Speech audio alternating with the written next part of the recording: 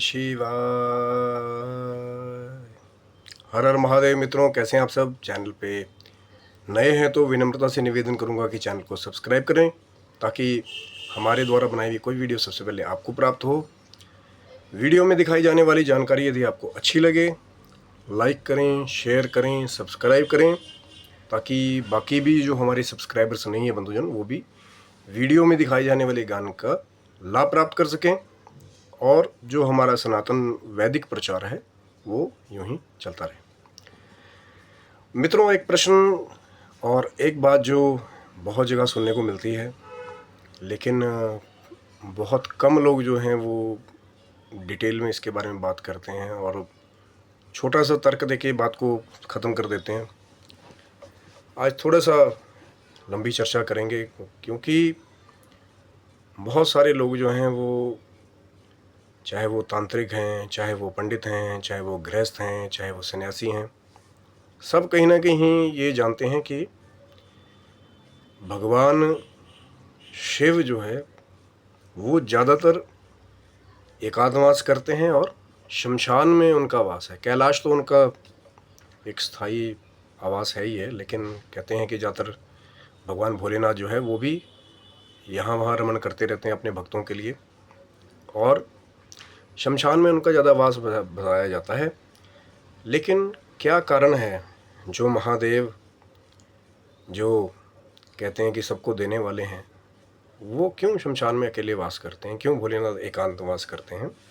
तो कई लोग छोटा सा तर्क दे देते हैं कि महाराज शिव जी ना दूसरी कलाएं करते हैं, तांत्रिक कलाएं करते हैं, इसलिए वो शमशान में रहते हैं। ज़रूरी नहीं है कि तांत्रिक जो गतिविधियां हैं, जो कलाएं हैं, वो शमशान घाट से ही की जाएं। उसका कारण क्या था? शिव जी ने इसका भी कारण बताया है एक जगह कि जब हमारी सब चीज़ें जहाँ करके ही ख़त्म होनी हैं, कोई पैदा होता है, चाहे वो राजा बने, चाहे वो रंक बने, उसका पूरा जीवन काल चलता है, वो जगह जगह विचरण करता है, भ्रमण करता है, लेकिन अंततः चाहे वो राजा का बेटा हो, चाहे वो किसी रंक का बेटा हो, जाना उनको शमशान ही है। तो भोलेनाथ जी का एक मत ये है कि जब सब कुछ समाप्त हो करके यहीं आना है तो यहीं वास क्यों नहीं किया जाए। और शमशान की यात्रा को ही जब हमारे सब बंधुजन छोड़ के चले जाते हैं, हमारे घर वाले छोड़ के चले जाते हैं हमारे को शमशान में, तो जब दूसरे डिपार्टमेंट में हमारी यात्रा शुरू होती है, जो हमारा सूक्ष्म शरीर की आत्मा की यात्रा शुरू होती है, तो उसको भी हमारी एक तरह से अलग आध्यात्मिक एक यात्रा कहते हैं। क्योंकि ये जो मोह माया का जो बंधन शिव जी बताते हैं कि तब तक वैराग्य होना बहुत कठिन है जब तक हम अपने रोज़मर्रा के मोह माया के बंधनों में ही फंसे रहेंगे। कोई पिता अपने बच्चों के पालन में सारा दिन लगा रहता है, कोई बेटा अपने माँ बाप को पालने के लिए लगा रहता है, कोई पति जो है वो अपने पत्नी अपनी गृहस्थ को चलाने के लिए सारा दिन जो है वो उसकी बुद्धि जो है वो उसी कार्य में लगी रहती है कि अब आटा भी लाना है, दाल भी लाना है, सब कुछ लेके आना है। इसीलिए गृहस्थ आश्रम को सबसे श्रेष्ठ बताया गया है। लेकिन जो हमारी आध्यात्मिक उन्नति है उसको करने के लिए अगर कोई भी है तो थोड़ा सा वैराग्य और ज्ञान जो है तभी आएगा। लोग कहते हैं कि भक्ति ही ज्ञान की जननी है। पहले आदमी भक्ति करता है, उससे फिर ज्ञान आता है, फिर उसे वैराग्य हो जाता है। क्योंकि जब ज्ञान ही हो गया कि सब कुछ मोह माया है, जो तर्क मैं आपको बता रहा हूँ कि एक दिन सब कुछ ख़त्म होकर जब वहीं जाना है तो क्यों ना वहीं वास कर लिया जाए और वहीं रह करके अपनी साधनाएं की जाएं। अब एक दूसरा कारण ये भी है कि शमशान में हर कोई नहीं जाता रात को, आधी रात को, और जितने भी बड़े बड़े योगी हैं, सन्यासी हैं, सब एकांतवास चाहते हैं। इसीलिए अपने लिए कहीं ना कहीं कोई पर्वत में, कंदराओं में, आज भी आप जाएंगे हिमालय में ऐसे ऐसे संत बैठे हैं जहाँ पे हर कोई नहीं पहुँच सकता। क्यों? कारण क्या है? कारण यही है कि उनकी तपस्या को, उनकी साधनाओं को कोई भी बाधा ना पहुंचाए, उसमें कोई खंडित ना करे। इसीलिए वो लोग एकांतवास चाहते हैं। इसलिए दुर्गम स्थानों पे चले जाते हैं जहाँ पे आम लोग आसानी से नहीं जा पाते हैं। क्योंकि जब ध्यान होगा, लीन होगा, ध्यान धारणा समाधि तभी होगी जब आपके पास एकांतवास होगा। अब अधिकांश मंदिरों में जाके देखते हैं तो पंडित जी ध्यान लगाने लगे तो दूसरे कई लोग पाँव खींचते, भाई हमें प्रसाद दीजिए। तो इसीलिए जो नॉर्मल गृहस्थी है उनके लिए वैराग्य के उस कर्म में जाना, क्योंकि जहाँ पे जन जन का सैलाब है वहाँ पे वो चीज़ें, वो ध्यान लगाना मुमकिन बहुत कठिन होता है। कर सकते हैं गृहस्थी में भी, लेकिन अगर आपके पास कोई ऐसा स्थान है जहाँ पे कोई दूसरी ध्वनि ना आए, बिल्कुल एकदम शांत माहौल हो, आपको मंत्र दीक्षा मिल गई, आपको पता लग गया कि मंत्र का जाप कैसे करना है और उसके विनियोग के बारे में, क्योंकि उसके बहुत सारे अंग हैं, आसन है, नियम है, फिर उस मंत्र का जो एक विनियोग बताया गया, न्यास बताया गया, उसको करना वैदिक तरीके से, फिर वो जब आप एकांतवास में उसको करेंगे, उसको सिद्ध करेंगे तो कहीं ना कहीं बहुत फलदायी होता है। दूसरा कारण बाबा का शमशान में रहने का कि बाबा यही कहते हैं कि जो हमारा पंच तत्व से बना हुआ जो शरीर है, जहाँ पर ये सब चीज़ें एक ही रूप में उसका सार तत्व निकलता है। शरीर जल जाता है तो भस्म सार तत्व रह जाती है ना, जैसे छन करके हम दूध में से मक्खन निकालते हैं, निकला तो वो दूध में से है।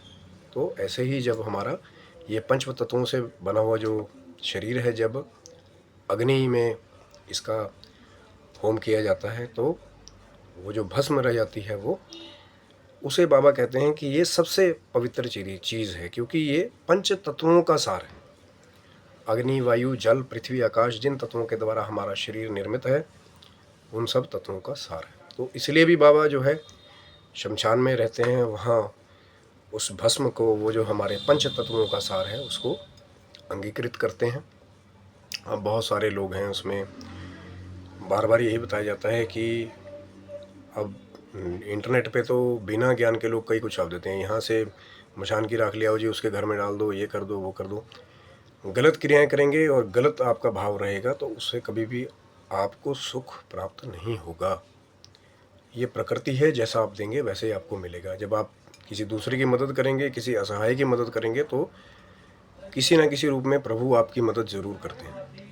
और बिना वजह आप किसी का बुरा करेंगे, सिर्फ ईर्ष्या और द्वेष की वजह से अपनी सिद्धियों का गलत प्रयोग करेंगे, तो कहीं ना कहीं वो खड्डा हम अपने लिए ही खोद रहे होते हैं, क्योंकि उसका फल आपको ज़रूर मिलेगा। सत्कर्म करेंगे उसका फल भी मिलेगा, और नीच कर्म भी अगर कोई करता है तो उसका नीच फल भी उसको अवश्य प्राप्त होता है। तो इसलिए बाबा जो है वो भस्म को भी ग्रहण करते हैं शमशान में रह करके। और जो तंत्रिक हिसाब से तर्क देते हैं कि बाबा तांत्रिक गतिविधियां करते हैं शमशान घाट में बैठ करके, तो तंत्र ही जो हमारा पूरा तंत्र शास्त्र है, सबसे बड़े तांत्रिक भगवान भोलेनाथ ही हैं। जो संवाद माता पार्वती और शिव जी के बीच में हुआ, वही आगे चल के तंत्र शास्त्र बने। जैसे रुद्रयामल तंत्र है, भैरव तंत्र है, कई योगिनियों से जुड़े हुए तंत्र शास्त्र हैं, वो भी माँ की ही 64 योगिनियाँ हैं। और जो संवाद भगवान भोलेनाथ और माता जी के बीच में हुआ, क्योंकि जगत कल्याण के लिए माँ ने भी भोलेनाथ से बहुत सारे चीज़ों का ज्ञान लिया। जैसे ज्योतिष शास्त्र के बारे में बात करते हैं, वैद्य शास्त्र के बारे में बात करते हैं, समुद्र शास्त्र के बारे में बात करते हैं। तो ऐसे जो 4-4-5 शास्त्र आधार मूल है, हमारे रसायन शास्त्र है, और बहुत सारे ऐसे हमारे ग्रंथ हैं जिनका उद्देश्य ही जन कल्याण है। योग पद्धति का भी उद्देश्य ही है कि जन कल्याण। अब बार बार मैं हर एक वीडियो में बोलता हूँ कि तंत्र गलत नहीं है, लेकिन उसका प्रयोग सही या गलत होता है। अब किसी के ऊपर किसी ने कोई गलत क्रिया करी, उसको कोई महात्मा जी आके काट देते हैं उस बच्चे को बचाने के लिए, तो उसका उद्देश्य ही अलग हो गया। और एक बच्चा वो है जिसका किसी के साथ कोई वैर नहीं है, आप उसके ऊपर गलत कृत्याएँ करेंगे, गलत क्रियाएँ करेंगे, तो कहीं ना कहीं उसका वो भी देख रहा है आपको ऊपर से बैठ के। जो तंत्र का गॉडफादर है, जिसने तांत्रिक सिद्धियाँ करने का सारा ज्ञान दिया है, लेकिन किस लिए? जन कल्याण करने के लिए, अपनी रक्षा करने के लिए। और प्रभु भोलेनाथ तो ऐसे हैं कि खुद विष पर पी करके दूसरों को अमृत देने वाले, खुद तपस्या में रत रहने वाले महादेव शमशान में वास करके सबको, सब गृहस्थियों को भंडार भर भर करके देने वाले हैं। लेकिन साथ ही साथ मैंने पहले भी कहा था कि भस्म अंगीकार करके वो बार बार यही बताते हैं कि जो गृहस्थी है जिसका आप आनंद ले रहे हैं ये सदा नहीं रहेगी, एक ना एक दिन आपको शमशान की यात्रा करनी पड़ेगी और उसके बाद फिर आपकी आगे की आत्मिक आध्यात्मिक यात्रा जो है वो शुरू हो जाएगी। तो ये था तर्क भगवान भोलेनाथ का शमशान में रहने का। अब कई लोग उसको बड़े अलग तरीके से देते हैं, उनके बारे में मैं कम बात करूँगा क्योंकि बहुत सारे विद्वान हैं, बहुत सारे मत हैं और कोशिश वही है कि जो वैदिक सार तत्व है उसको लाने की कोशिश है। बहुत सारे प्रश्न लोगों के आते हैं कि अभी तो आजकल तो एक नया ही महात्माओं ने निकाल दिया जो ज़्यादा पांडित्य करके कथाएं कर रहे हैं ऑनलाइन, कि बहुत सारे लोग विजया के पीछे, अब कईयों को ये नहीं पता कि विजय उसका नाम है शास्त्र में, भांग जिसको कहते हैं उसका नाम शास्त्र के नाम विजय है, उसके पीछे कई पड़े हुए हैं, ये नशा है, ये है, वो है, वो है। बहुत सारी ऐसी दिव्य जड़ी बूटियाँ, शायद अगली वीडियो में मैं उसके बारे में भी बात करूँगा। और पर कुछ ऐसी चीज़ें हैं जो सिर्फ सन्यासियों की, योगियों की निधि है, लेकिन कुछ ऐसे भी संत हमारे बीच में हैं जो गृहस्थी में रहकर भी, जिन्होंने संन्यास आश्रम को भी कायम रखा और गृहस्थ में रहकर के भी उन्होंने बता दिया कि हाँ इसमें भी तपस्या पॉसिबल है। ऐसा नहीं है, हमारे ऋषि मुनि जो वो भी गृहस्थ थे।